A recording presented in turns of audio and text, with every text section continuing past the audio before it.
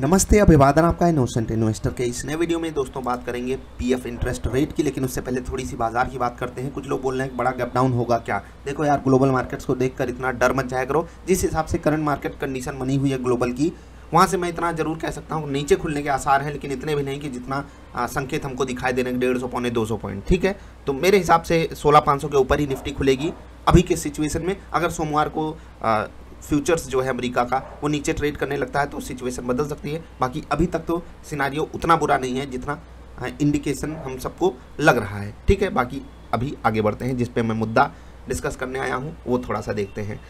PF interest rate, ठीक है, इसका फुल फॉर्म बहुत से लोगों को पता होगा, मुझे भी पता है, बताऊंगा नहीं। ठीक है, 8.1% इंटरेस्ट रेट कर दिया गया 8.5 से। ठीक है, अब जो प्रोविडेंट फंड होता है, जैसे कि जो आपका पीएफ का पैसा है वो जमा होता है, उसमें बहुत सारी लिमिटेशंस होती हैं, आप निकाल नहीं सकते। उस पर मिलती है जब कम ब्याज, तो किसका घाटा होता है? जिसने पीएफ अकाउंट अपना खुला करके रखा है। यहाँ पर एम्प्लॉयज़ का घाटा होगा जिनका ई पीएफ अकाउंट है, जिसको हम पीएफ अकाउंट भी बोलते हैं। अब अगर आप देखोगे 4 डेकेड्स यानी कि पिछले 40 सालों में सबसे कम इंटरेस्ट रेट, फिर से बोल रहा हूँ, पिछले 40 सालों में जो लोवेस्ट इंटरेस्ट रेट है वो 8.1 है। इसका मतलब क्या है कि कहीं ना कहीं से हमको ये संकेत मिल रहे हैं कि सरकार जो उसके पास पैसा पीएफ के माध्यम से पहुंचता है उस पैसे का सदुपयोग उतने अच्छे से नहीं कर पा रही है, बेटर इंटरेस्ट रेट उस पर जनरेट करिए। अब ये हमको क्या इंडिकेशन देता है? थोड़ा सा इसको बाहर आकर के देखिए, पीएफ से बाहर आइए। ब्याज दरें कम है, इसका मतलब आप बैंक में पैसा कम रखोगे, लोन जो है वो ज़्यादा बटेंगे। लोन ज़्यादा क्यों बटेंगे? क्योंकि ब्याज कम है, आपको कम ब्याज पे पैसा भी मिल जाएगा।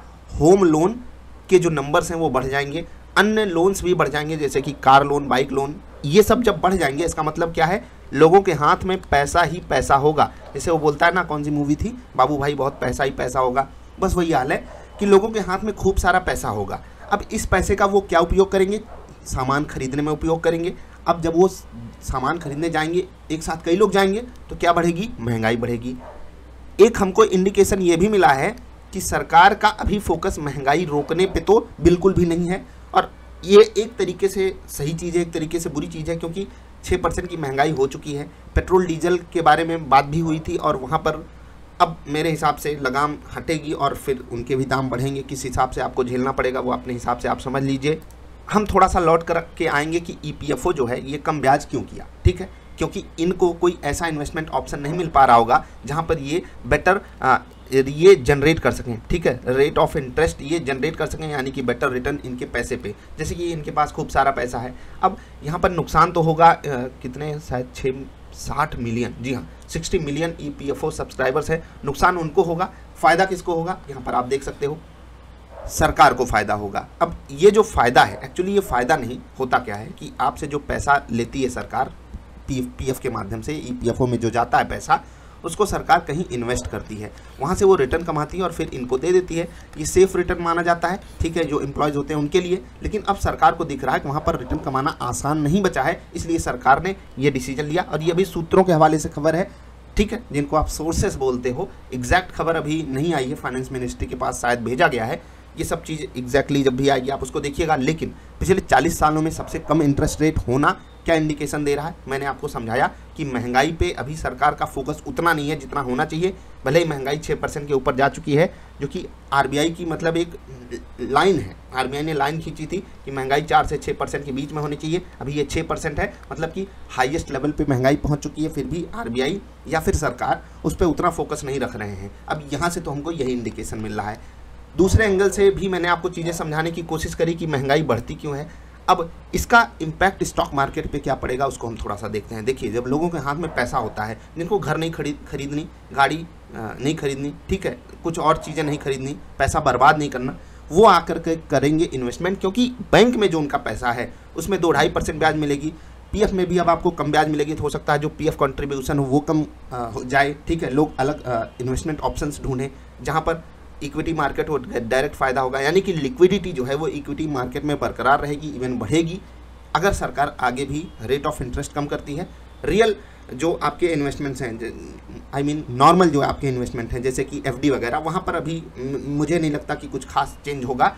पीएफ अलग सिनारियो पे थोड़ा सा चलता है, पीएफ का इंटरेस्ट रेट हाईएस्ट होता है, जो सेफेस्ट रिटर्न माने जाते हैं उनमें, और इसके बाद हो सकता है कि अन्य जो सेफ स्कीम्स होती हैं जैसे कि सुकन्या समृद्धि योजना, ठीक है, अन्य भी बहुत सारी, प्रधानमंत्री एक कौन सी है पेंशन योजना, वहाँ पर भी इंटरेस्ट रेट कम किया जा सकता है। और अगर ऐसा होता है तो इक्विटी मार्केट के लिए डायरेक्ट फ़ायदा होता है, लेकिन एज मतलब सिटीजन ऑफ इंडिया में उतना ज़्यादा अभी तो मतलब मैं ये भी नहीं कहता बहुत ज़्यादा इंटरेस्ट रेट हो जाए, लेकिन ऐसे लगातार कम होगा तो उसकी भी तकलीफ हम ही आपको झेलनी पड़ेगी, खासकर मिडिल और लोअर मिडिल क्लास को। क्यों? क्योंकि महंगाई जब बढ़ती है तो सीधी मार मिडिल और लोअर मिडिल क्लास को पड़ती है और बहुत बुरी तरीके से वो इसमें पिसते हैं।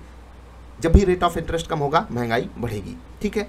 तो ये था थोड़ा सा एक्सप्लेनेशन, बहुत ही ऊपर से मैंने एक्सप्लेन किया, बहुत अंदर घुसने की कोशिश नहीं की जिससे कि चीज़ें आपको समझ में आ जाएं। आप क्या सोचते हो ज़रा सा बताइएगा। और पिछले 40 सालों में ये जो सबसे कम रेट ऑफ इंटरेस्ट है, इसका मतलब ये मत समझ लीजिएगा पिछले 40 सालों में सबसे ज़्यादा महंगाई हो गई है, ठीक है। इसको आप दूसरे एंगल से भी देख सकते हो, क्योंकि ग्लोबल मार्केट्स को देख करके ये डिसीजन लिया गया है कि लोगों के हाथ में पैसा होना चाहिए, क्योंकि जो चीज़ें हैं वो महंगी हो चुकी हैं। सरकार के एंगल से अगर हम सोचें तो सरकार के पास कोई बेटर इन्वेस्टमेंट ऑप्शन नहीं है जहां पर वो अच्छा पैसा जनरेट कर पाए, तो लोगों को कहां से देगी। सरकार ने भी बोल दिया कि हम ब्याज जो है वो कम कर रहे हैं। अब एक गुड न्यूज़ थोड़ी सी देख लेते हैं, क्योंकि एचडीएफसी बैंक को लेकर के काफ़ी दिन से मतलब नेगेटिव बातें ही चल रही थी कि ये बैंक को आरबीआई काम नहीं करने देना चाहती है ढंग से, मतलब रोक लगा रही है, क्योंकि इन्होंने कुछ चीज़ें गड़बड़ी की भी थी। तो यही है गुड न्यूज़ की आरबीआई ने जो है वो जो रिस्ट्रिक्शन लगा करके रखी थी एचडीएफसी बैंक पे, वो हटा दी हैं इनके डिजिटल लॉन्च को करने से। अब ये कुछ भी डिजिटली लॉन्च कर सकते हैं और काफ़ी मतलब अच्छी बात है ये। एचडीएफसी बैंक का आप जाकर के चार्ट देखोगे बहुत गिरा हुआ है, अभी थोड़ा सा तो वहाँ पर रिकवरी आ गई, लेकिन फिर भी मुझे एक बढ़िया बेट यहाँ पर बैंकिंग सेक्टर में दिखाई देती है। आप देखोगे अलग अलग जगहों से अब टारगेट्स भी आना चालू होंगे, कोई 1800 का टारगेट देगा, कोई 2000 का टारगेट देगा। आपको देखना है, अगर आप शॉर्ट टर्म के लिए हो तो ट्रेडिंग अपॉर्चुनिटी आप ढूंढ सकते हो।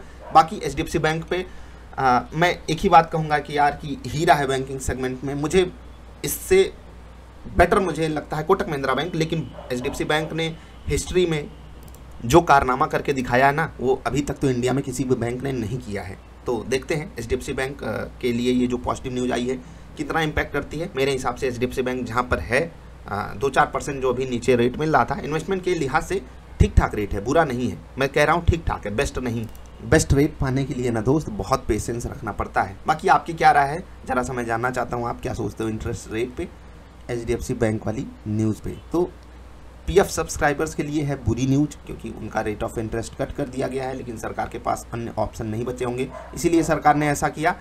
और जो अच्छी न्यूज़ है वो है एचडीएफसी बैंक शेयर होल्डर्स के लिए, क्योंकि वहाँ पर कंपनी के ऊपर से जो रिस्ट्रिक्शंस थी डिजिटल लॉन्चिंग की वो हटा दी गई हैं। अभी इतना ही। वीडियो पसंद आई तो लाइक कर देना। जल्दी मिलेंगे, नमस्कार।